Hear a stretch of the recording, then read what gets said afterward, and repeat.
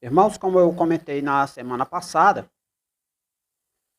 nós iríamos começar uma exposição no livro do profeta Obadias. Nós terminamos aí, já estamos aí no segundo domingo que nós terminamos a exposição na carta de Judas, né, o irmão do Senhor. E eu escolhi um livro do Antigo Testamento para a gente fazer também uma exposição. E eu escolhi esse livrinho pequenininho. Ele é o terceiro livro menor, né? Ele está em terceiro lugar com os livros menores da Bíblia. Do Antigo Testamento ele é o menor e da Bíblia toda ele está em terceiro lugar. Ele só perde para a segunda e para a terceira carta de João, certo? E Obadias aí está em terceiro lugar como o menor. É interessante que ele está inserido também entre um grupo de livros que nós identificamos como os 12 profetas menores, ou os profetas menores, né? É um grupo de 12 livros, e desses 12 livros, como eu já falei, ele é o menor, tá? Não é o menor em importância, ele é o menor em tamanho, em quantidade de palavras, quantidade de versículos, mas ele não é menor em importância. Nós sabemos que toda a Escritura é inspirada por Deus. Então, por menor que seja o livro, seja ele segunda carta de João, terceira carta de João, seja ele o livro de Obadias, por menor que seja o livro, ele é palavra de Deus, ele faz parte do cânon sagrado e, portanto, ele é importante para o nosso crescimento espiritual, para o nosso amadurecimento espiritual. Antes da gente dar início à exposição propriamente dita, e a gente comece a olhar aqui versículo por versículo, frase por frase, é importante que a gente tenha um entendimento um pouco do contexto relacionado ao livro de Obadias. Algumas informações preliminares elas são importantes para que a gente possa entender melhor o livro. A primeira coisa que eu gostaria de dizer para os irmãos é que Obadias ele foi um profeta, mas a gente não sabe muita coisa sobre ele. Na verdade, os estudiosos eles não sabem em que época Obadias viveu. Nós temos na Bíblia várias pessoas, vários personagens que têm o mesmo nome, Obadias. Existem aproximadamente 20 citações no Antigo Testamento se referindo a pessoas que têm o nome Obadias. Mas nenhuma é o profeta Obadias aqui do livro que leva o nome Obadias. Esse nome, ele significa servo do Senhor. Então, Obadias significa servo do Senhor. E aqui, irmãos, nós aprendemos uma coisa muito interessante. Deus, ele usa pessoas desconhecidas. Certo? Lembrem-se disso. Muitas pessoas pensam que Deus, ele só usa como instrumento seu pessoas as quais são pessoas famosas, pastores de nome, pregadores eloquentes, pessoas que enchem estádios, né? Quem lembra do famoso evangelista Billy Graham, né? Encheu o estádio do Maracanã para pregar o evangelho, né? Então, Deus usou homens como Billy Graham, Deus usou homens como Pedro, né? Pedro, ele pregou para milhares de pessoas lá no livro de Atos, né? Milhares de pessoas se converteram ouvindo Pedro pregar, né? Então, milhares de pessoas se converteram ouvindo Pedro pregar. Mas Deus também ele usa homens como o irmão de Pedro, André. Nós não vemos no livro de Atos dos Apóstolos ou nos Evangelhos muitas informações a respeito de Pedro, ou de André, desculpe. Nós vemos muitas informações a respeito de Pedro, mas a gente vê pouca informação a respeito de André. Mas é interessante que foi André que foi usado por Deus para evangelizar Pedro. Então, aquelas 3.000 almas que foram convertidas por Pedro, também podem ser colocadas na conta do ministério de André, porque foi André quem pregou para Pedro. Né? Há outro trecho também interessante, eu gostaria que os irmãos abrissem comigo aí as suas Bíblias, lá no livro de Atos. Só para enfatizar essa questão de que Deus, ele usa pessoas desconhecidas.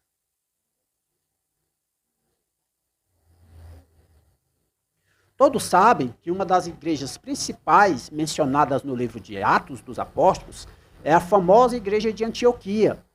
Lá serviu o apóstolo Paulo, serviu Barnabé, e outros homens famosos das Escrituras passaram por lá, pela igreja de Antioquia.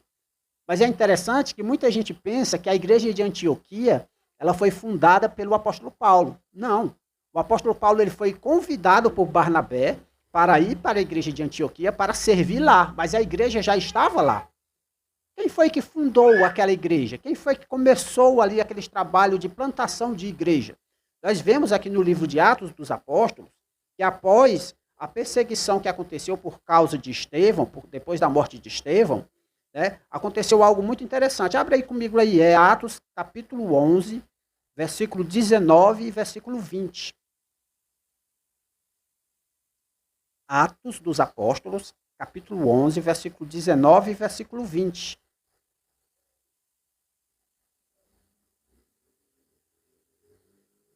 A gente vai ler até o 21, tá? Observa só. E os que foram dispersos pela perseguição que se sucedeu por causa de Estevão, caminharam até a Fenícia, Chipre e Antioquia, não anunciando a ninguém a palavra, senão somente aos judeus. E havia entre eles alguns homens cíprios e sirenenses, os quais, entrando em Antioquia, falaram aos gregos, anunciando o Senhor Jesus. E a mão do Senhor era com eles, e grande número creu e se converteu ao Senhor. Olha que interessante. Homens, que diz aqui de onde eles eram cíprios e outros sirenenses, homens os quais a gente não sabe o nome, a gente não sabe como eles se converteram, né? A gente sabe que alguém pregou o evangelho para ele e eles se converteram. Mas a gente não sabe como foi que se deu a conversão deles. Estes homens, eles entraram em Antioquia, começaram a anunciar o evangelho aos judeus, como o Senhor Jesus ensinou lá em Atos 1, né? Começa com os judeus, depois passa para os gentios, né? E logo em seguida, alguns desse grupo que pregavam só aos judeus, no meio desse grupo aqui, que eram os cíprios e os sirenenses, eles começaram a anunciar o evangelho também aos gregos, ou seja, aos gentios que viviam ali na região de Antioquia. E aí houve conversões, e é interessante que no versículo 21 é enfatizado algo muito importante. E a mão do Senhor era com eles. Então, nós podemos entender que Deus usa pessoas desconhecidas. Deus, quando ele quer usar alguém, ele usa, certo? É interessante que, quando a gente olha para a história da igreja, nós vemos que um homem que é chamado e é conhecido aí pelos historiadores da igreja como o pai das missões modernas, é um homem chamado William Carey. Né? Alguns livros trazem o nome dele como Guilherme Carey. Esse William Carey, ao contrário do que muita gente pensa, antes dele ser enviado como missionário para a Índia, ele não era um pregador famoso, um pastor famoso. Ele era um homem que trabalhava como sapateiro. A profissão dele era sapateiro. Ele não fez vários cursos teológicos se preparando para ir para a Índia pregar o evangelho. Ele não se aprofundou academicamente, como já existia na época, academias que preparavam as pessoas para pregar a palavra de Deus, para pastorear a igreja. Mas ele não teve essa estrutura completa de treinamento. Obviamente ele se preparou, isso a gente sabe. Mas ele não teve aquela estrutura que a gente imagina. E esse homem, ele desafiou a igreja dele, ele era membro de uma igreja batista, lá na Inglaterra, e aí ele desafiou a igreja a enviá-lo como missionário para a Índia, e lá chegando, ele fez uma obra tão grande que ainda hoje ele é conhecido como o pai das missões modernas. William Carey, para vocês terem uma ideia, ele traduziu a Bíblia para o idioma nativo lá do pessoal que vivia na Índia. Imagina só, uma pessoa sem o treinamento necessário, né? Ele não era um linguista profissional, uma pessoa dotada de todo aquele cursos de idiomas, mas ele foi usado por Deus para traduzir a Bíblia para o idioma nativo daquele país que era a Índia. E ele foi usado por Deus para anunciar o evangelho àquelas pessoas de tal forma que a cultura e a civilização indiana elas vieram a ser transformadas. Quem era William Carey antes dele ser um missionário? Da perspectiva humana, ele não era ninguém. Mas Deus o usou para anunciar o evangelho. E da mesma forma como usou aqueles homens lá no livro de Atos para fundarem a igreja de Antioquia, ele usou também William Carey. E da mesma forma, ele usou este homem chamado Obadias, significa servo do Senhor. Ele usou este homem para ser um instrumento seu para anunciar a sua palavra, para anunciar uma profecia. Então, independente de quem tenha sido Obadias, o importante é que ele foi usado por Deus. Nós não sabemos quem ele era, nós não sabemos se ele era alguém de uma classe alta ou de uma classe baixa, no sentido social. Nós não sabemos se ele teve treinamentos ou não. O que nós sabemos é que ele foi usado por Deus para anunciar uma profecia, certo? Outra coisa importante a respeito do livro de Obadias é que nós podemos situar o livro de Obadias dentro de um contexto histórico. Mas até esta situação, esse colocar do livro de Obadias em um contexto histórico, ele é algo que é difícil para os historiadores. Existem duas possibilidades a respeito de em que época essa profecia foi anunciada. E isso, gente, eu espero que vocês prestem bastante atenção, porque é importante para que a gente possa conhecer a profecia de Obadias. Existem basicamente duas possibilidades. Quando a gente olha para o livro de Obadias, a gente percebe que o livro de Obadias ele é uma profecia anunciada contra Edom. E Edom é um povo, é um grupo de pessoas lá, é uma localidade também, que vem ali da descendência de Esaú, certo? Da descendência do irmão de Jacó. E essa profecia ela é anunciada contra Edom, pelo fato de Edom ter participado de uma invasão que foi feita contra Israel. Pelo fato de Edom ter sido cúmplice em algo terrível que aconteceu contra Israel. E quando a gente olha para a história do Antigo Testamento, nós percebemos que existem duas situações em que isso aconteceu.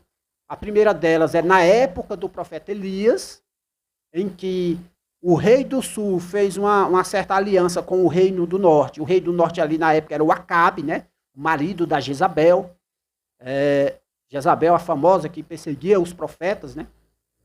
E o rei do sul, lá na época, se eu não me engano, é o Jeorão, eu não estou lembrado aqui o nome dele, ele teve uma batalha contra os edomitas, porque os edomitas haviam se rebelado contra ele, e aí houve uma batalha contra os edomitas, e aí posteriormente houve uma invasão ao reino do sul, feita por uma coalizão entre os filisteus e os árabes. Então os filisteus e os árabes eles se uniram para atacar o reino do sul, que é o reino lá de Judá, e muito provavelmente, por conta dessa intriga que havia entre os edomitas e o povo ali do reino do sul, e por conta dessa batalha que houve ali entre o rei lá do sul contra os edomitas, muito provavelmente os edomitas participaram também dessa invasão contra ali o reino do sul, né, o reino de Judá. Então, essa é uma das possibilidades. O que é curioso aí é que se a profecia de Obadias ela foi feita neste período, o profeta Obadias ele seria contemporâneo ali de Elias e de Eliseu, certo? E outra coisa que é curiosa também é que existe naquela época um homem chamado Obadias, e esse homem ele era servo de Jezabel e era servo de Acabe. E esse homem era um homem temente a Deus. E algumas pessoas acreditam que o profeta Obadias seria aquele profeta. Mas isso é só uma especulação, é só uma opinião. O outro momento, a outra hipótese, a outra possibilidade sobre o contexto histórico do livro de Obadias, se trata na época em que os babilônicos, em que o povo caldeu, ele invadiu a região ali de Judá, a nação ali do sul do povo de Deus, do povo de Israel. Então, quando os caldeus eles invadiram aquele local, nós sabemos por algumas passagens das Escrituras que o povo edomita também participou dessa invasão, certo? Então, sendo a primeira possibilidade ou a segunda, o importante é que os irmãos tenham em mente que As invasões que ocorreram sobre aquele reino foram invasões que partiram de um juízo da parte de Deus contra os pecados do seu povo, ok? Então, houve uma invasão contra o povo israelita, contra o povo ali de Judá, e essa invasão ela aconteceu por causa dos pecados do povo israelita. Houve um julgamento de Deus e Deus levantou nações contra eles. Então, independente de ser a primeira opinião ou a segunda opinião, o importante é que os irmãos tenham isso em mente. Ok? E como a gente pode ver aí no versículo 10 do livro de Obadias, nós podemos ver que foi por causa da violência feita a teu irmão Jacó. Né? Olha o motivo do livro de Isaías ter sido escrito, o motivo da profecia de Obadias, é a profecia de Obadias, o livro de Obadias, tá?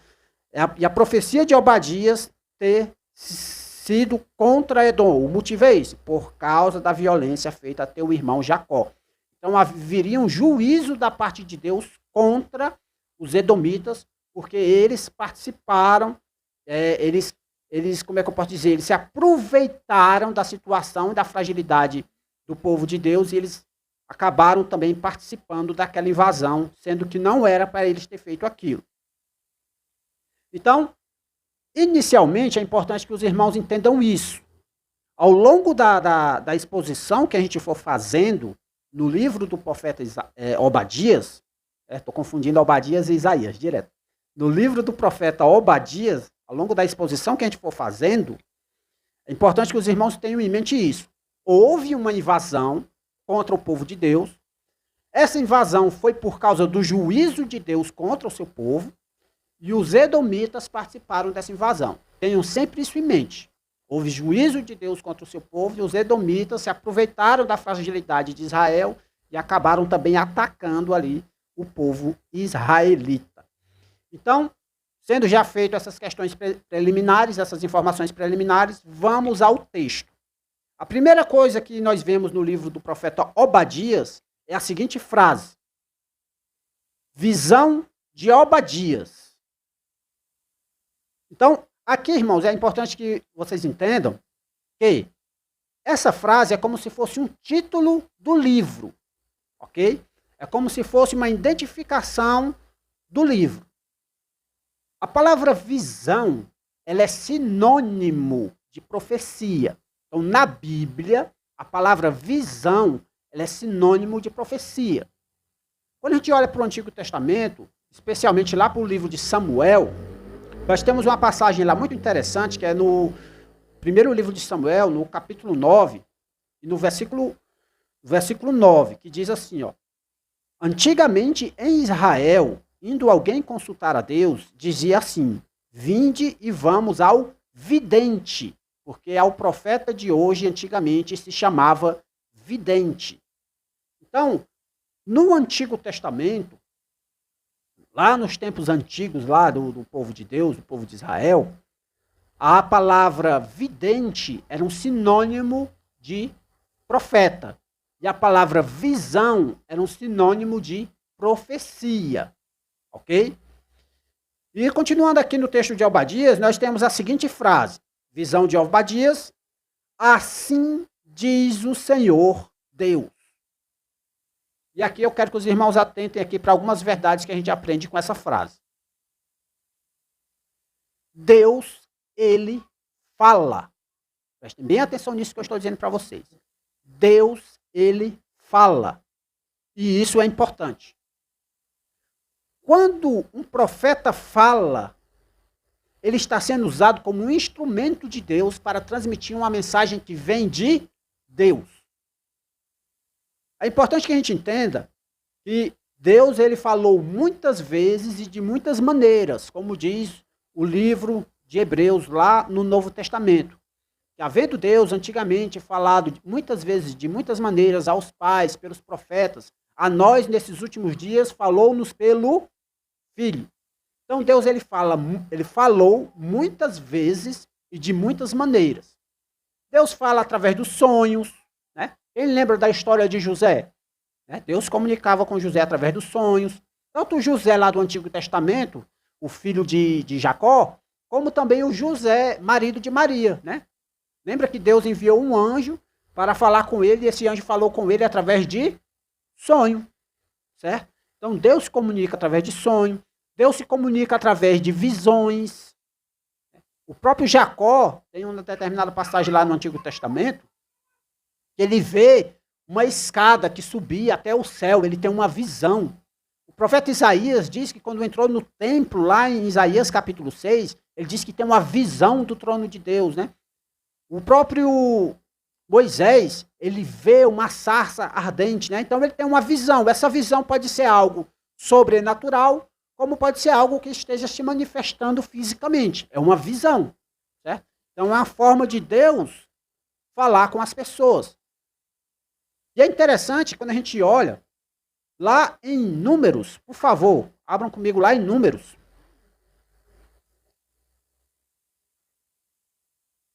Capítulo 12. Deixa marcado aí, Obadias, tá? Nós temos uma informação muito importante. Números, capítulo 12. A gente vai ler a partir do versículo 6.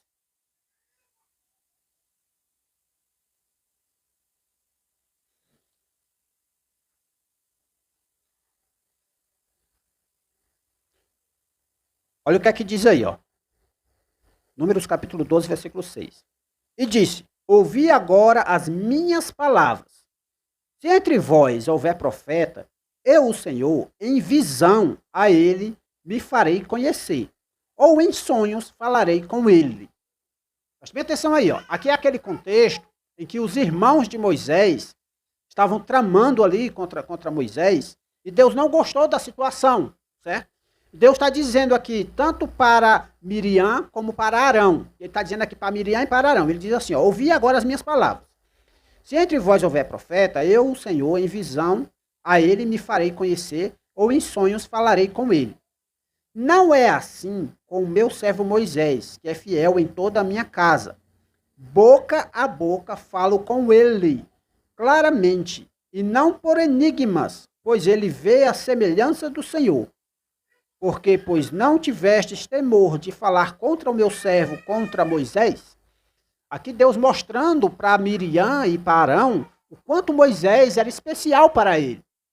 Deus se comunicou com Moisés não através de sonho ou de visão, mas ele se comunicou com Moisés diretamente, boca a boca, falo com ele. Uma comunicação direta.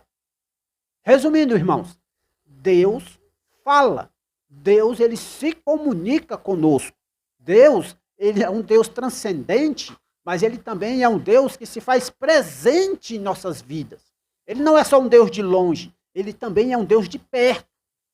Algumas pessoas dizem que Deus criou o mundo e se afastou do mundo, deixando o mundo à sua própria sorte. Não é isso que a Bíblia diz. A Bíblia diz que Deus criou o mundo e que Deus, ele intervém na história e que ele governa essa história. E quando Deus ele quer, ele se faz presente na vida das pessoas que ele deseja se fazer presente. É importante que a gente diga, como diz lá o autor de Hebreus, que Deus falou muitas vezes e de muitas maneiras aos pais, pelos profetas, mas a nós falou nesses últimos dias por meio do Filho. Então, no Novo Testamento, nós temos uma revelação completa desse Deus por meio do seu Filho Jesus Cristo. Abram suas Bíblias comigo lá em João, Evangelho de João, capítulo 1. Evangelho de João, capítulo 1.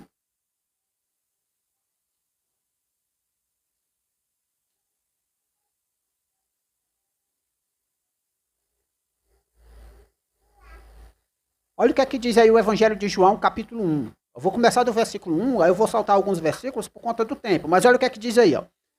Versículo 1. No princípio era o Verbo, e o Verbo estava com Deus, e o Verbo era Deus. E ele estava no princípio com Deus. Todas as coisas foram feitas por ele, e sem ele nada do que foi feito se fez. Nele estava a vida, e a vida era a luz dos homens. Aí olha o que aqui diz lá no versículo 10, ou versículo 14. E o Verbo se fez carne e habitou entre nós. Versículo 14. E o verbo se fez carne e habitou entre nós. E vimos a sua glória, como a glória do unigênito do Pai, cheio de graça e de verdade. Olha o versículo 18. Deus nunca foi visto por alguém. O Filho unigênito que está no seio do Pai, esse o revelou. Continua aí no Evangelho de João, abra comigo agora o capítulo 14.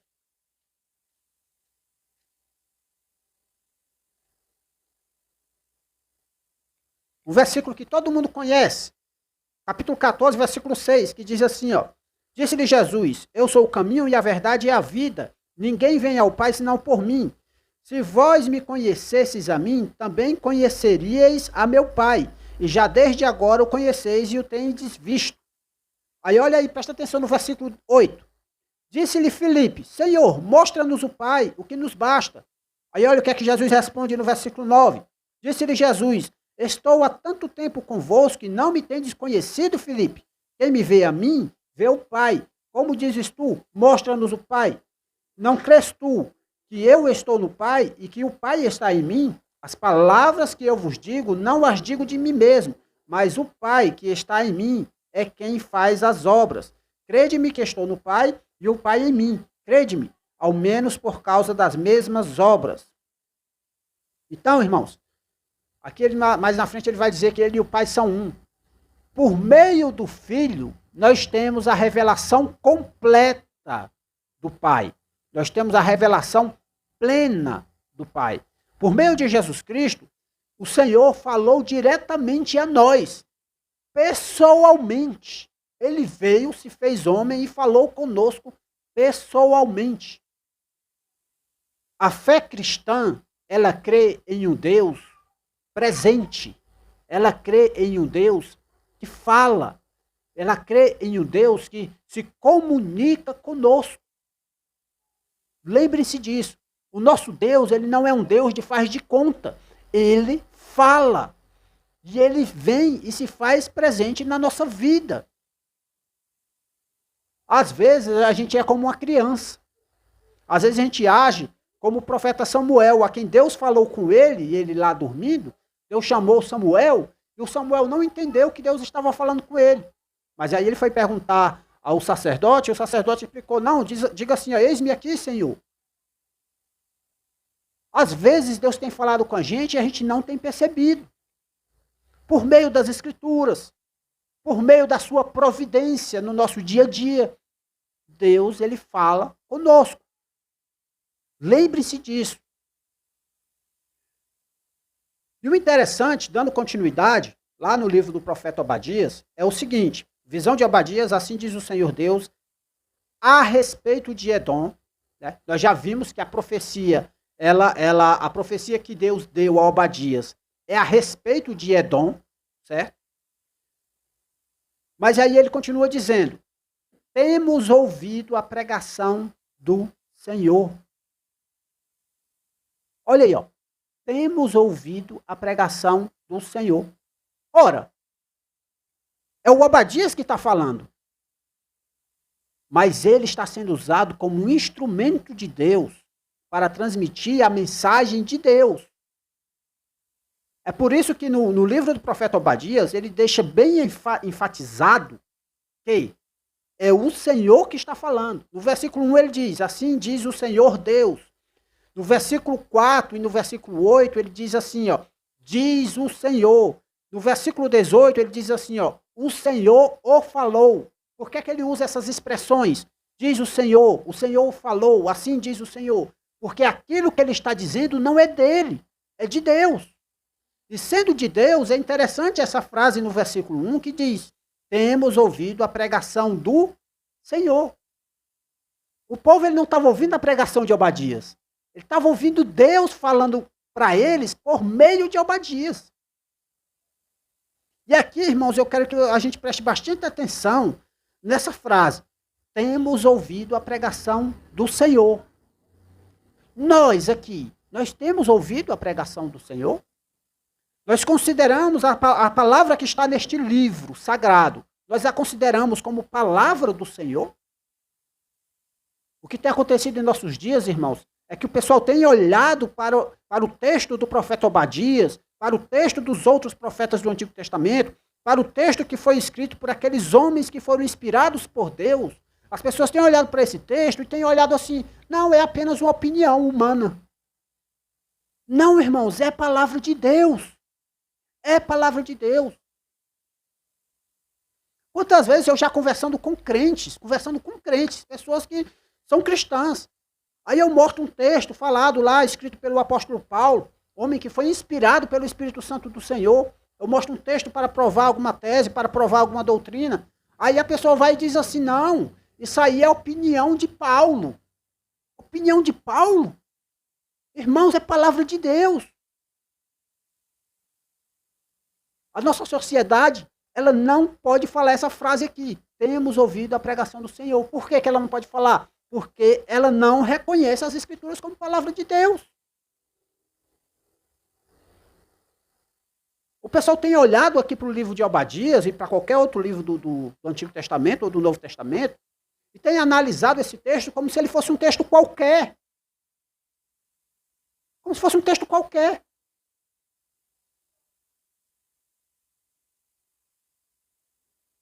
Eu vou fazer um teste bem simples aqui com vocês. Um teste bem simples. Vamos supor que você é um soldado. E você está, junto com o seu agrupamento, junto com o seu exército, a quem você faz parte ali, a quem você pertence. E aí chega o seu general. Aí o seu general diz assim, ó, atenção, prepare-se para a batalha. O que é que você vai fazer? Você vai ficar com atenção e você vai se preparar para a batalha, não é? É o seu general, ele está no comando. Gente, quantas vezes a gente tem olhado para a Bíblia e Deus tem dito para nós, atenção, cuidado para que ninguém vos engane. Vigie, ore. E a gente lê a passagem, é legal, a gente tem que vigiar e tem que orar. A gente só percebe o conhecimento intelectual. Eu tenho que vigiar e orar. E a prática fica onde? É como se Deus não existisse. É como se Deus falasse com você e você não desse bola. Jesus chega para você e diz assim, ó, arrependa-se e creia no Evangelho. Aí qualquer estudante de teologia, qualquer estudante de Bíblia, sabe que para que uma pessoa seja salva, ela precisa se arrepender dos seus pecados e crer em Jesus Cristo. É o básico da fé cristã. É a mensagem do Evangelho. Arrependa-se e creia no Evangelho. Mas sabe por que as pessoas não se arrependem e não creem? Porque elas não creem, elas não têm fé. Elas olham para aquilo ali como se fosse uma opinião humana, como se fosse uma palavra qualquer. Quantas vezes a Bíblia tem anunciado que aqueles que não creem, eles vão para o inferno, vão sofrer a condenação eterna. E as pessoas olham para isso como se fosse, o que é que isso tem a ver comigo? Tem tudo a ver contigo, é Deus falando com você, que se você não se arrepender, você vai para o inferno. Será que você não vê? Será que os seus olhos, eles não enxergam essa verdade? Quando Deus fala, as coisas acontecem. Deus criou o mundo por meio da sua palavra. Ele disse, haja luz, e houve luz. A palavra de Deus tem poder. A Bíblia diz que a fé ela vem pelo ouvir, e o ouvir a palavra de Deus, ouvir a pregação da sua palavra. Mas as pessoas não ouvem, elas não estão ouvindo a voz de Deus, porque elas têm tampado os seus ouvidos para não ouvir. Elas têm tratado as verdades de Deus como se fossem meras coisas qualquer. Deus tem falado aos nossos corações, Deus tem falado por meio da pregação do seu evangelho, Deus tem falado por meio das escrituras, e a gente não tem ouvido ao Senhor. Quantos de nós a gente pode dizer assim, ó, temos ouvido a pregação do Senhor, como diz aqui. Mas não, hoje, o teólogo hoje é bonito dizer assim, não, aqui é a opinião de Paulo, aqui é a opinião de Pedro, aqui é a opinião de Obadias. Gente, é Deus falando por meio desses homens, é a doutrina básica da fé cristã, que toda a Bíblia é palavra de Deus. Lembrem-se disso. Porque quando vocês lerem nas Escrituras, que Deus está lhe mandando você fazer algo, lembrem-se disso. É Deus, é o Senhor do universo que está mandando. Não se prenda a essa interpretação que se baseia numa suposta cultura. É porque naquele tempo era assim, como se Deus ele estivesse debaixo de uma cultura. Não é assim. Quando Deus fala, quando a Bíblia fala, é Deus quem fala. Que a gente possa ouvir essa frase aqui, a gente possa ler essa frase aqui, no primeiro versículo de Obadias, que diz: temos ouvido a pregação do Senhor, e a gente possa realmente ouvir a pregação do Senhor. Abram suas Bíblias comigo, por favor, lá em Mateus, capítulo 13.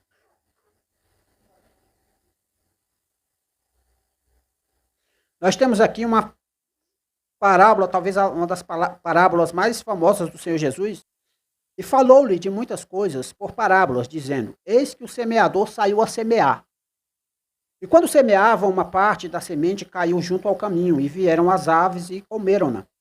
E outra parte caiu em pedregais, onde não havia terra bastante, logo nasceu, porque não tinha terra funda. Mas vindo o sol, queimou-se e secou-se, porque não tinha raiz. E outra caiu entre espinhos, e os espinhos cresceram e sufocaram-na. E outra caiu em boa terra, e deu fruto. 100, outro a 60 e outro a 30. Quem tem ouvidos para ouvir, ouça. E cercando-se dele, os discípulos disseram-lhe: por que lhes falas por parábola? E ele respondendo disse: porque a vós é dado conhecer os mistérios do reino dos céus, mas a eles não lhes é dado.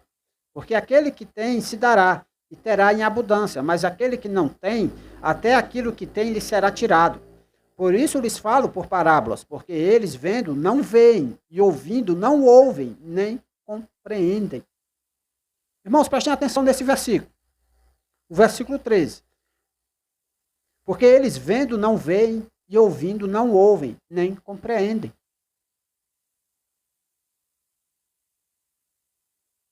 As pessoas estão cegas. As pessoas estão surdas. Deus está falando com elas: arrependa-se e creia no Evangelho, e elas não ligam. Elas não ligam. Dando continuidade. E nele se cumpre a profecia de Isaías, que diz: ouvindo ouvireis, mas não compreendereis, e vendo vereis, mas não percebereis. Porque o coração deste povo está endurecido, e ouviram de mau grado com seus ouvidos, e fecharam seus olhos para que não vejam com olhos, e ouçam com os ouvidos, e compreendam com o coração, e se convertam, e eu os cure. Aí ele vai explicar a parábola do semeador a partir do versículo 18. Escutai vós, pois, a parábola do semeador.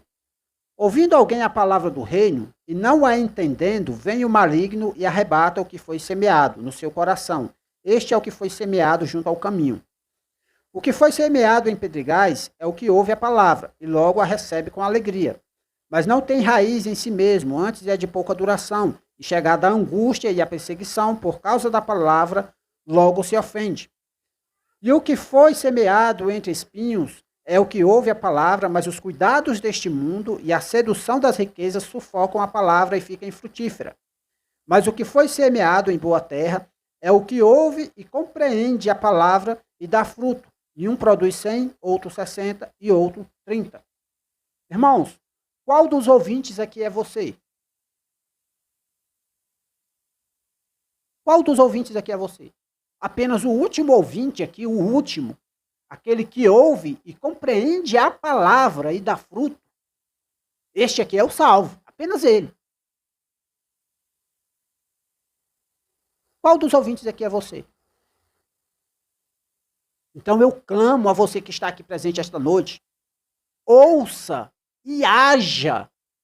Ouça e faça aquilo que Deus está mandando você fazer. Não seja como uma criança desobediente. Aqui no Ceará, a mãe diz, né? Menino, vai ali comprar uma farinha. Aí o menino continua sentado no sofá, balançando as pernas. Aí o que é que a mãe diz logo em seguida? Ô menino, tu não tá me ouvindo não, é?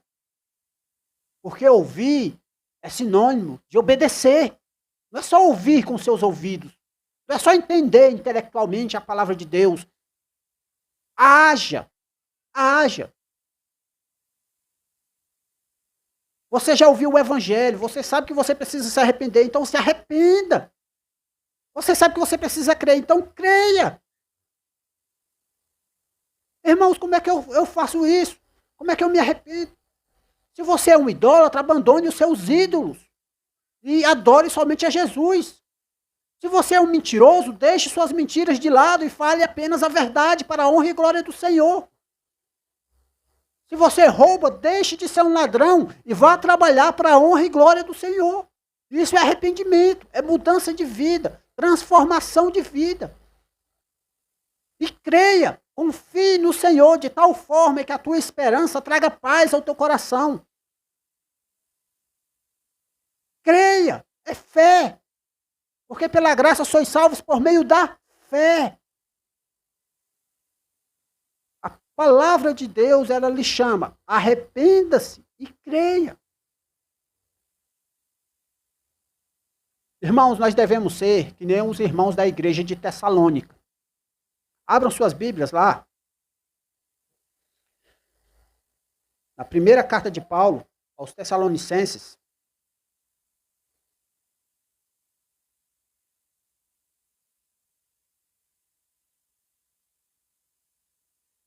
Capítulo 2, versículo 13. Primeira carta de Paulo aos Tessalonicenses, capítulo 2, versículo 13. Vê aí como é que os cristãos do Novo Testamento, os cristãos que conviveram com Paulo, certo? Como é que eles tratavam a palavra dos apóstolos. Veja se eles tratavam que nem a igreja hoje tem tratado, como se a Bíblia fosse só apenas um livro de autoajuda, um livro qualquer, de psicologia, de ensinos morais. Gente, a Bíblia é palavra de Deus. Olha o que é que diz aí 1 Tessalonicenses capítulo 2, versículo 13. Olha o que é que o apóstolo Paulo fala aí, ó. Por isso também damos sem cessar graças a Deus. Por que é que Paulo está dando sem cessar graças a Deus aí? Por quê? Pois, havendo recebido de nós a palavra da pregação de Deus, a recebestes não como palavra de homens, mas segundo é, na verdade, como palavra de Deus, a qual também opera em vós os que crestes. Palavra de Deus. Aí eu pergunto a você, você tem ouvido a pregação do Senhor? Ah, irmão, eu tenho ouvido pregações. A pergunta é, você tem ouvido a pregação do Senhor? Deus tem falado a você. A questão é, você tem ouvido o que Deus tem falado a você?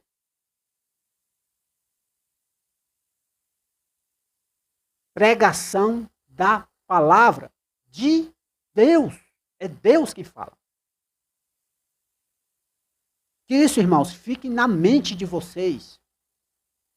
Quando a gente continuar aqui a nossa exposição do livro de Obadias, tenham isso em mente. O livro de Obadias, ele é palavra de Deus. Então, aquilo que o profeta Obadias, ele profetizou que iria acontecer, é algo que vai acontecer. Não é porque Obadias profetizou, mas é porque Deus falou. Para finalizar, eu gostaria de observar duas coisas aqui.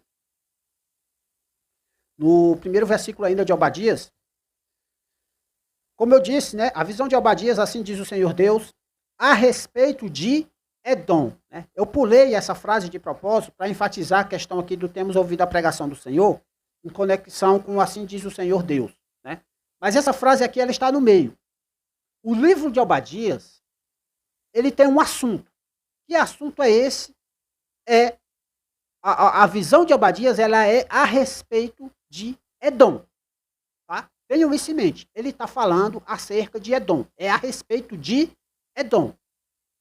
Quem é Edom?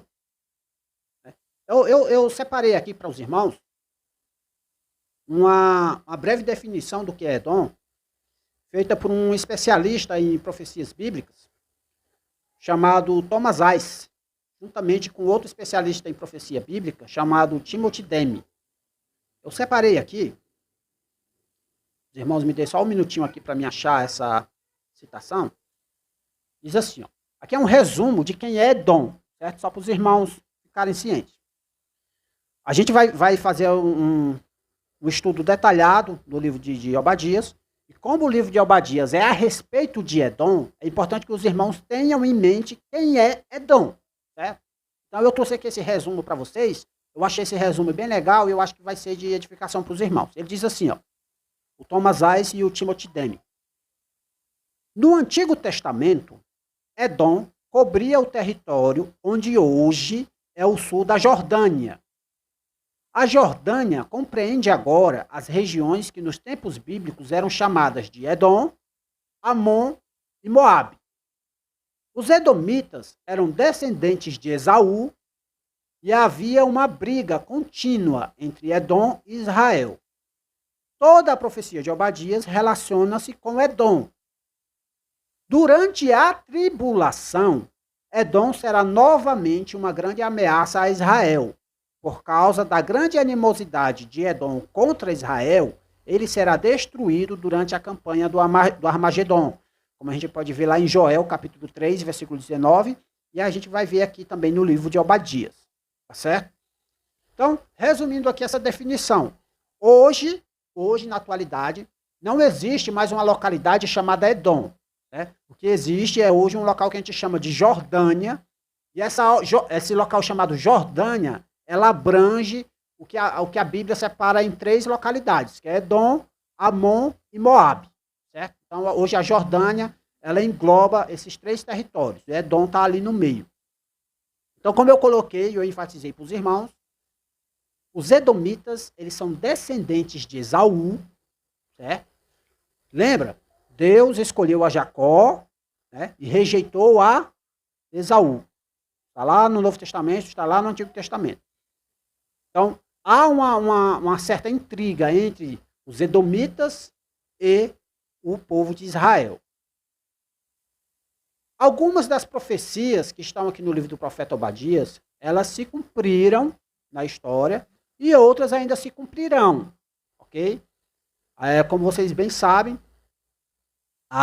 nós interpretamos a Bíblia de um ponto de vista histórico-gramatical. A gente olha para a história e a gente olha para a gramática. A Bíblia é um texto, e é um texto que foi escrito em período histórico. Então, a gente olha para a história, a gente olha para a gramática. E a gente também entende que esse texto ele é divino. Então, ele transcende apenas o conhecimento humano. Ele vai além. Então, apesar de esse livro ser uma profecia contra Edom, é importante que a gente entenda que a gente vai aprender verdades para as nossas vidas, para o nosso dia a dia hoje, aqui com base no texto do profeta Obadias, porque ele é palavra de Deus e ele transcende aquilo ali ao qual ele foi destinado originalmente, ok? E, tendo isso em vista, a gente vai para a última frase do versículo 1, que diz assim, ó, e foi enviado aos gentios um emissário, dizendo, levantai-vos e levantemo-nos contra ela para a guerra. Deus envia um emissário, talvez esse emissário seja o próprio Obadias, certo? Pode também ser um anjo do Senhor, a gente não sabe, né? Que é um emissário, um mensageiro do Senhor. E esse emissário, talvez o Obadias ou talvez um anjo, independente do que seja, ele foi enviado aos gentios para que os gentios se levantassem contra Edom. Certo? Então haveria um juízo da parte de Deus contra Edom. Qual é o motivo desse juízo? Porque eles trataram com violência, como diz o versículo 10, o seu irmão Jacó. O que é que eu aprendo com isso? Não mexa com Israel. Não mexa. Tá? Nós falamos isso domingo passado. Nós vimos os 2 alertas que eu trouxe, né? O alerta para aqueles que são pró-Israel e o alerta para aqueles que são contra Israel. Aqui o Obadias, ele é um alerta para aqueles que são contra Israel. Gente, Deus, ele julga Israel da forma como ele quiser. Assim como ele julgou, levantando os caldeus contra os israelenses, contra os israelitas, assim como ele julgou, levantando os filisteus e os árabes contra o reino do sul. Mas Edom não tinha o direito de participar desse julgamento. Ele se meteu aonde não devia. E pelo fato de Edom ter se metido aonde não devia, Deus trouxe juízo sobre ele também. E como foi que Deus trouxe juízo sobre ele? Deus enviou um emissário aos gentios e levantou os gentios para a batalha. E é interessante que no versículo 7 nós vemos que aqueles gentios que foram levantados para a batalha contra Edom são os próprios confederados de Edom. Né? Que ele diz assim, ó, todos os teus confederados te levaram até a fronteira. Os que gozam da tua paz te enganaram, prevaleceram contra ti. Né? Então é importante que os irmãos tenham em mente isso. O que é que eu aprendo com isso daqui? Deus, ele julga. E ele julga nações. Ele não julga apenas o indivíduo sozinho. Ele julga o indivíduo sozinho. Você um dia estará diante de Deus para ser julgado. Lembre-se disso. Um dia você estará diante de Deus para ser julgado. Como indivíduo. Você é responsável por suas atitudes, por suas ações. Mas Deus, ele também julga nações. E como é que Deus, ele julga nações? De várias formas. Mas uma das formas comuns que a gente vê na Bíblia é Deus levantando outras nações para punir aquelas nações. Vou dar aqui 4 exemplos. Deus levantou Israel para punir os amorreus. Como a gente pode ver lá em Gênesis, capítulo 15, versículo 16, e a conclusão disso lá em Josué, capítulo 12, do versículo 1 ao 6. Deus levantou Israel para punir os amorreus. Deus levantou a Assíria para punir Israel, o reino do norte. A gente pode ver isso lá no profeta Isaías. Deus levantou a Babilônia para punir Israel, mas agora o reino do sul, como a gente pode ver lá no livro do profeta Jeremias. Deus usou os medo-persas para punir a Babilônia, como a gente pode ver lá no livro do profeta Isaías e também lá no livro de Crônicas. Então Deus, ele julga. E ele é um juiz justo. Lembrem-se disso. Deus é um juiz justo. Então, com base nesse juízo que Deus profetizou por meio de Obadias contra Edom, a gente sabe que Deus, ele julga. E ele é um juiz justo. Tanto é que no livro de Obadias, ele coloca o motivo da sua punição. Ele deixou bem claro. Ele está punindo Edom pelo um crime que ele cometeu e ele está dizendo, ó, o crime que você cometeu foi esse. Foi se aproveitar da calamidade de Israel, se aproveitar e assim agir de forma violenta contra eles. Esse foi o crime de Edom e Deus irá julgar a Edom. E o que é que isso tem a ver comigo e com você? O fato de Deus julgar Edom, o que é que tem a ver comigo e com você? O que é que isso tem a ver com a gente, nós cristãos? Né? O que é que isso tem a ver? Gente, abram suas Bíblias no Salmo 119. E eu vou terminar aqui com a leitura dessas 2 passagens.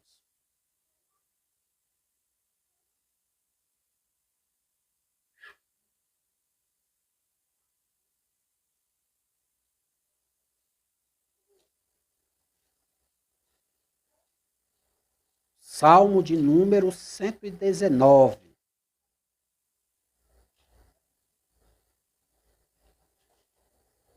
Nós vamos ler primeiro o versículo 7.